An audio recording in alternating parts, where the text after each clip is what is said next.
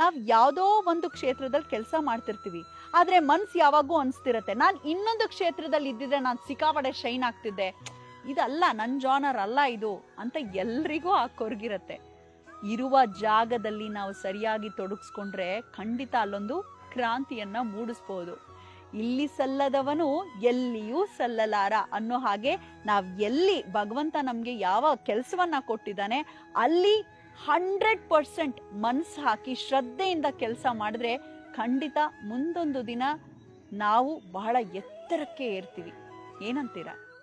ಭಗವಂತ ನಮಗೆ ಕೊಟ್ಟು ನೋಡ್ತಾನೆ, ಕಿತ್ಕೊಂಡು ನೋಡ್ತಾನೆ, ಕೆಲವೊಮ್ಮೆ ಬುದ್ಧಿ ಕಲೀಲಿ ಅಂತ ಬೀಳಿಸ್ತಾನೆ, ಗೊತ್ತಿಲ್ಲದಂತೆ ಕೈ ಹಿಡಿದು ಮೇಲಕ್ಕೆ ಕೂಡ ಎತ್ತಾನೆ. ಯಾರಿಗೆ ದೃಢವಾದ ನಂಬಿಕೆ ಇರುತ್ತೋ, ಏನಾದರಾಗ್ಲಿ ಭಗವಂತ ನನ್ನ ಬೆನ್ನಿಗಿದ್ದಾನೆ ಅನ್ನೋರ ಜೊತೆಗೆ ಭಗವಂತ ಸದಾ ಜಾಗೃತನಾಗಿರ್ತಾನೆ. ಯಾರಿಗೆ ಎಲ್ಲ ವಿಚಾರದ ಅರಿವಿರುತ್ತೋ ಭೂಮಿಯೇ ಅವನಿಗೆ ಸ್ವರ್ಗ. ಯಾರಿಗೆ ಅದರ ಅರಿವಿಲ್ಲದೆ ಸುಮ್ಮನೆ ಪೂಜೆ ಮಾಡ್ತಿರ್ತಾರೋ, ಸದಾ ಕೊರಗ್ತಿರ್ತಾರೋ, ಅವರೇ ಅವರ ಜೀವನದಲ್ಲಿ ನರಕವನ್ನ ಕೂಡ ನೋಡ್ತಾರೆ. ಸ್ನೇಹಿತರೆ, ಯಾರು ನಮ್ಮ ಕೈ ಬಿಟ್ಟರು ಕೂಡ ಭಗವಂತ ನಮ್ಮ ಕೈಯನ್ನು ಎಂದಿಗೂ ಬಿಡೋದಿಲ್ಲ.